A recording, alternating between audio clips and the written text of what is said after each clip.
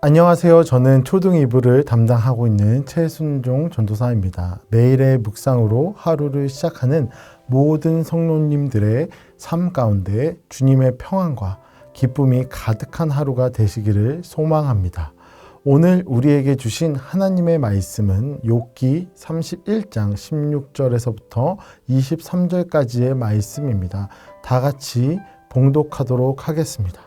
내가 언제 가난한 자의 소원을 막았거나 과부의 눈으로 하여금 실망하게 하였던가.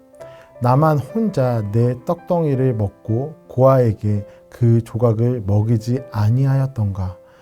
실상은 내가 젊었을 때부터 고아 기르기를 그의 아비처럼 하였으며 내가 어렸을 때부터 과부를 인도하였노라. 만일 내가 사람이 의복이 없이 죽어가는 것이나 가난한 자가 덮을 것이 없는 것을 못 본 채 했다면, 만일 나의 양털로 그의 몸을 따뜻하게 입혀서 그의 허리가 나를 위하여 복을 빌게 하지 아니하였다면, 만일 나를 도와주는 자가 성문에 있음을 보고 내가 주먹을 들어 고아를 향해 휘둘렀다면, 내 팔이 어깨뼈에서 떨어지고 내 팔뼈가 그 자리에서 부스러지기를 바라노라. 나는 하나님의 재앙을 심히 두려워하고 그의 위엄으로 말미암아 그런 일을 할 수 없느니라. 아멘. 사랑하는 성도 여러분, 오늘 우리에게 주신 욥기 31장은 욥의 최후의 변론을 보여주는 장면입니다.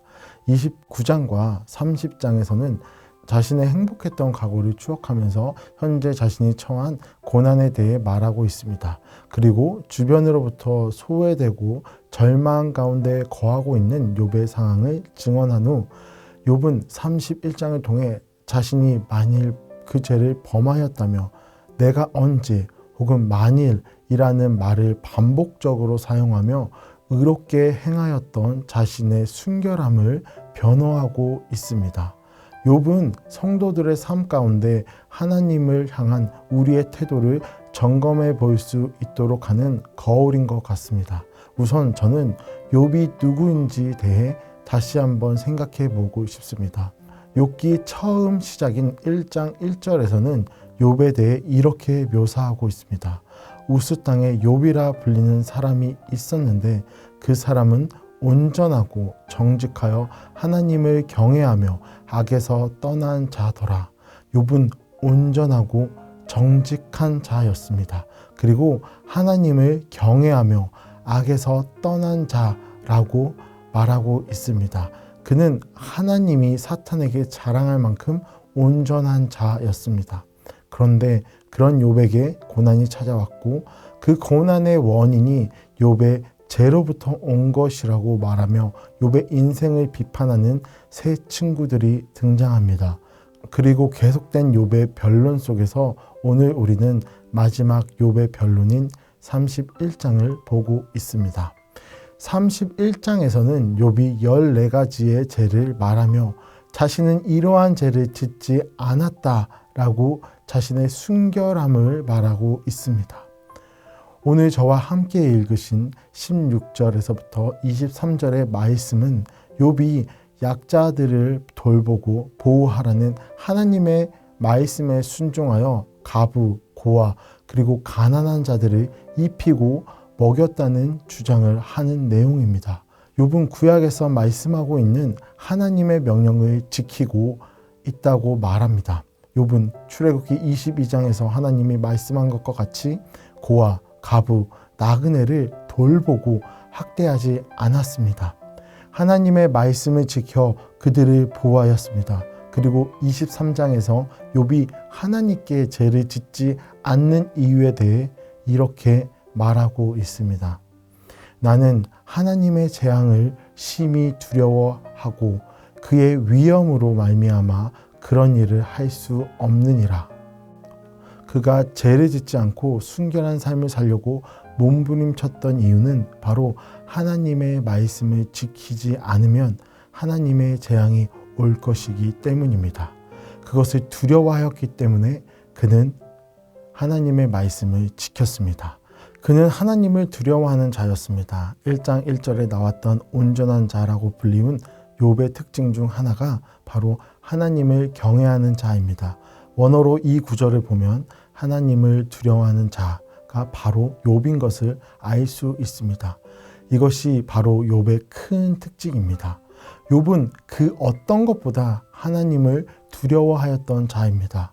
다른 무엇이 아닌 전능자이신 하나님을 두려워하는 자였던 것입니다. 연세대학교 언론홍보영상학부 교수인 김주환 교수는 30여 년 동안 감정에 대해 연구하였습니다. 그는 그의 강연을 통해 감정은 하나밖에 없다고 주장합니다. 지난 100여 년 동안 사람들은 여러 감정이 있다고 생각했습니다. 그리고 최근까지 학자들도 인간에게는 6가지의 감정이 있다고 생각하였습니다. 그러나 그는 감정은 오직 하나밖에 없다고 주장합니다. 그 감정은 바로 두려움이라는 것입니다. 두려움을 표출하는 방식이 나와 감정으로 보인다는 것입니다. 분노하는 것도 두려움의 표현이라는 것입니다. 그래서 이 두려움이라는 감정을 처리하는 방법만 알면 우리는 감정을 지배하며 살 수 있다고 그는 주장합니다. 이 주장을 100% 인정하고 신뢰할 수는 없지만 우리는 무언가로부터 오는 두려움에 지배당하고 있다는 것을 인정하지 않을 수 없습니다. 우리는 두렵기 때문에 바쁘게 살아갑니다. 실패라는 두려움, 사람들의 시선, 그리고 사회적 인식에 대한 두려움, 자녀들이 잘못되지 않을까 하는 두려움, 건강에 대한 두려움, 올해 경제에 대한 두려움 속에서 우리는 살아가고 있습니다. 그리고 그 두려움으로 우울하고 절망하며 낙담하고 있는 우리의 모습을 볼 수 있습니다. 그런데 우리가 두려워해야 할 것은 세상의 것들이 아닌 이러한 감정이 아닌 바로 하나님입니다. 도덕이 망가져버린 우리 사회 속에서 우리는 하나님 앞에서 죄를 짓는 것에 대한 두려움이 우리 안에는 있을까요? 사랑의 하나님은 그 사랑이 너무나 커서 질투하시며 진노하시는 분입니다. 하지만 우리는 단편적으로 사랑의 하나님만 생각하고 죄를 짓고 살고 있진 않을까요? 레위기 11장 45절을 통해 하나님은 우리에게 이렇게 명령하고 있습니다. 나는 너희의 하나님이 되려고 너희를 애굽 땅에서 인도하여 낸 여호와라. 내가 거룩하니 너희도 거룩할지어다. 하나님은 우리에게 거룩을 명령하고 있으며 하나님 앞에 거룩하게 살아갈 것을 말씀하고 있습니다. 우리에게 죄가 있다면 하나님과 함께 할 수 없다라는 두려움이 있습니까? 세상의 것에 대한 두려움이 아니라 하나님이 허락하신 재앙, 그리고 하나님이 우리에게서 떠나실 것에 대한 두려움을 가지고 욥과 같이 살아가는 우리가 되어야 하지 않을까요? 하나님을 두려워한다는 것은 하나님이 모든 것을 다스리신 분이라는 것을 인정하는 것입니다. 하나님이 허락하지 않는 일은 절대로 일어나지 않는다는 믿음의 표현이 바로 두려움입니다. 하나님에 대한 두려움을 회복할 때 우리는 진정한 평안을 누릴 수 있습니다. 하나님에 대한 경외가 일어날 때 우리는 세상의 모든 두려움과 염려를 떨쳐버릴 수 있습니다. 오늘 하루 성도님들의 삶 가운데 하나님에 대한 두려움을 회복하시기를 소망합니다. 그리고 그 두려움으로 죄를 깨달아 알아 그리스도 앞에 자백하며 거룩한 하루를 사는 모든 성도님들이 되시기를 기도하겠습니다. 우리 함께 이 구절을 읽고 오늘 말씀을 마치도록 하겠습니다. 만일 우리가 우리 죄를 자백하면 그는 미쁘시고 의로우사 우리 죄를 사하시며 우리를 모든 불의에서 깨끗하게 하실 것이요. 요한일서 1장 9절 기도하겠습니다. 하나님, 오늘 우리에게 욥이 하나님을 두려워했던 마음을 허락하여 주시옵소서. 세상이 주는 두려움이 아니라 하나님을 경외하는 마음을 회복하게 하여 주시옵소서.